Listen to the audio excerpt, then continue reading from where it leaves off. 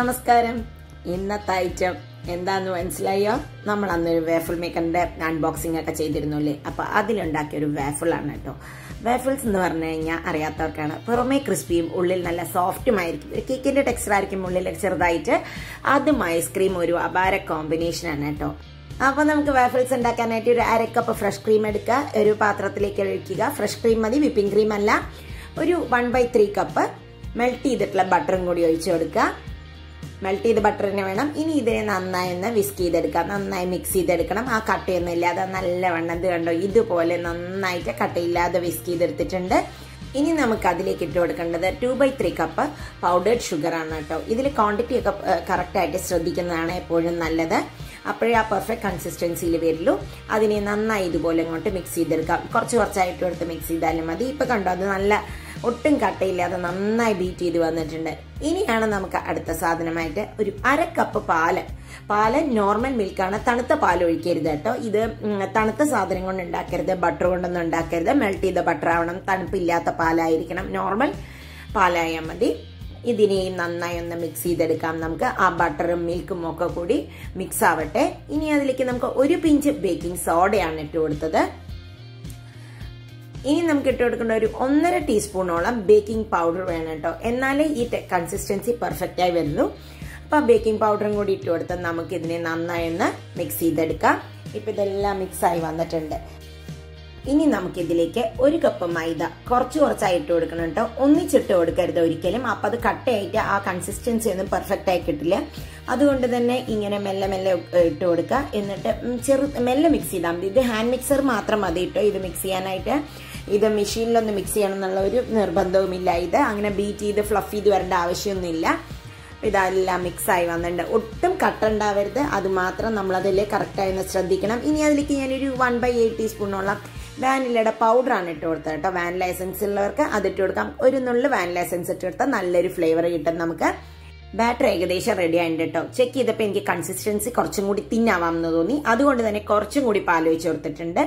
ഇതിൽ മൊത്തത്തിൽ ഞാനൊരു 1/4 കപ്പ് പാലോളം ഫുൾ റെസിപ്പിക്ക് വേണ്ടി ഉപയോഗിച്ചിട്ടുണ്ട് കേട്ടോ. അപ്പം പാലിന്റെ അളവ് നമുക്ക് ഇതിൽ കറക്റ്റായി പറയാൻ പറ്റില്ല. നമ്മൾ ഈ കൺസിസ്റ്റൻസിക്ക് അനുസരിച്ച് നമുക്ക് പാലിന്റെ അളവ് മാറ്റുക, അത്രേ പറ്റുള്ളൂ. നന്നായി മിക്സ് ചെയ്ത് കൊടുക്കാം നമുക്കത്. ഇപ്പൊ കുറച്ച് പാലിന്റെ അളവ് കൂടി തോന്നിയാൽ, ഒരുപാട് വാട്ടർ ആയി തോന്നുന്നുണ്ടെങ്കിൽ കുറച്ച് മൈദയും കൂടി ഇട്ട് കൊടുത്താൽ മതി കേട്ടോ. അപ്പൊ അതാണ് നമ്മുടെ കൺസിസ്റ്റൻസി. ഇങ്ങനെ ആയിരിക്കണം ഒഴിക്കാനുള്ള കൺസിസ്റ്റൻസി. ഒരുപാട് തിന്നല്ല, ഒരുപാട് തിക്കല്ല. അപ്പൊ ഞാനിത് റസൽ ഹോക്സിന്റെ വാഫിൾ മേക്കറാണ് എടുത്തിരിക്കുന്നത്. ഇതിന്റെ ഞാൻ ഓൾറെഡി ഒരു അൺബോക്സിംഗ് വീഡിയോ ഇട്ടിരുന്നു. അതിലുള്ള സാധനങ്ങൾ വെച്ചിട്ട് ഇതുമാതിരി നമ്മൾ ഒഴിച്ചു കൊടുക്കാം കേട്ടോ. എല്ലാ സ്ഥലത്തേക്കും സ്പ്രെഡ് ചെയ്ത് ഒഴിച്ചു കൊടുക്കാനൊന്ന് ശ്രമിക്കണേ വാഫിൾ മേക്കർ യൂസ് ചെയ്യുമ്പോൾ. ഞാൻ ആ സൈഡിലേക്കൊന്നും ആക്കാൻ ശ്രദ്ധിച്ചില്ലായിരുന്നു. അതുകൊണ്ട് തന്നെ ആ സൈഡിൽ എനിക്ക് ആ ഷേപ്പ് പെർഫെക്റ്റ് ആയി വന്നില്ല. അപ്പൊ എല്ലാ സ്ഥലത്തേക്കും നമ്മൾ ഒരുപോലെ തന്നെ ഒഴിച്ചു കൊടുക്കാനൊന്ന് ശ്രദ്ധിക്കണം കേട്ടോ. നമ്മളത് അങ്ങനെ നോക്കിക്കഴിഞ്ഞാൽ ഹോട്ടലിലെ മാതിരി തന്നെ നമുക്ക് പുറത്തെ റെസ്റ്റോറൻറ്റ്സിൽ കിട്ടുന്ന പോലെ തന്നെയുള്ള വാഫിൾസ് കിട്ടും. ഇത് നമ്മൾ അടച്ചിട്ടുണ്ട്. ഇതാണ് ലോക്ക്.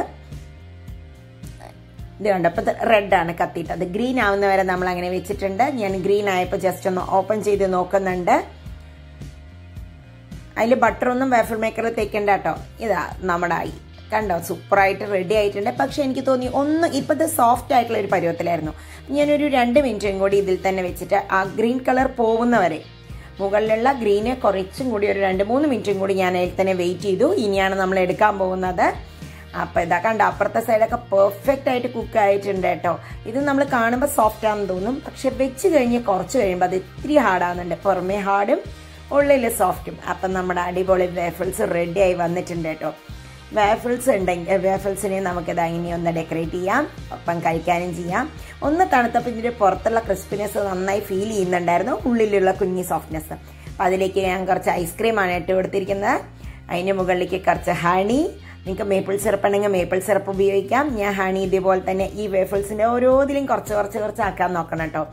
അപ്പോഴാണ് അത് കഴിക്കാനുള്ള ഒരു ടേസ്റ്റ്. ഹണിയോ മേപ്പിൾ സിറപ്പോ എന്ത് വേണമെങ്കിലും നിങ്ങൾക്ക് ഉപയോഗിക്കാം. ഇനി നമുക്ക് ഇതിന്റെ മുകളിലേക്ക് ഒരു കുഞ്ഞൊരു ചോക്ലേറ്റിന്റെ പീസും കൂടി വെച്ചിട്ടുണ്ട്. ചോക്ലേറ്റ് സിറപ്പ് ഉണ്ടെങ്കിൽ അത് ഒഴിച്ചാലും സൂപ്പർ ആട്ടോ വാഫിൾസിന്റെ കൂടെ. ഇത് ഞാൻ സാൾട്ടഡ് കാരമൽ ഐസ്ക്രീമാണ് ഉപയോഗിച്ചത് കേട്ടോ. നിങ്ങൾക്ക് ഇഷ്ടമുള്ള ഐസ്ക്രീം ഉപയോഗിക്കാം. പൊതുവെ വാനില ആയിരിക്കും കുറച്ചും കൂടി അതിന്റെ കൂടെ കോമ്പിനേഷൻ ആയിട്ട് പോകുന്നതെന്ന് തോന്നിട്ടോ. അപ്പോൾ ഇന്നത്തെ റെസിപ്പി നിങ്ങൾക്ക് എല്ലാവർക്കും ഇഷ്ടപ്പെട്ടിട്ടുണ്ടാവുമെന്ന് ഞാൻ വിചാരിക്കുന്നു. ഇൻഗ്രീഡിയൻസ് എല്ലാം ഞാൻ ഡിസ്ക്രിപ്ഷൻ ബോക്സിൽ ഇടുന്നുണ്ട്. ഇതിന്റെ അൺബോക്സിംഗ് വീഡിയോ വേണമെന്നുള്ളവർക്കും അതിന്റെ ലിങ്ക് ഞാൻ ഇവിടെ കൊടുക്കുന്നുണ്ട് കേട്ടോ. അപ്പം ഞങ്ങളിത് അതൊന്ന് കഴിച്ചു നോക്കിയതാട്ടോ. സൂപ്പറായിട്ട് കൺസിസ്റ്റൻസി കപ്പ് വേഫിൾസിന്റെ കൺസിസ്റ്റൻസി വിത്ത് ഐസ്ക്രീം സൂപ്പറായി വന്നിട്ടുണ്ട്. അപ്പോൾ എല്ലാവരും ട്രൈ ചെയ്ത് നോക്കൂ. അപ്പോൾ വീണ്ടും അടുത്ത വീഡിയോയിൽ കാണാം. ബൈ. Thank you.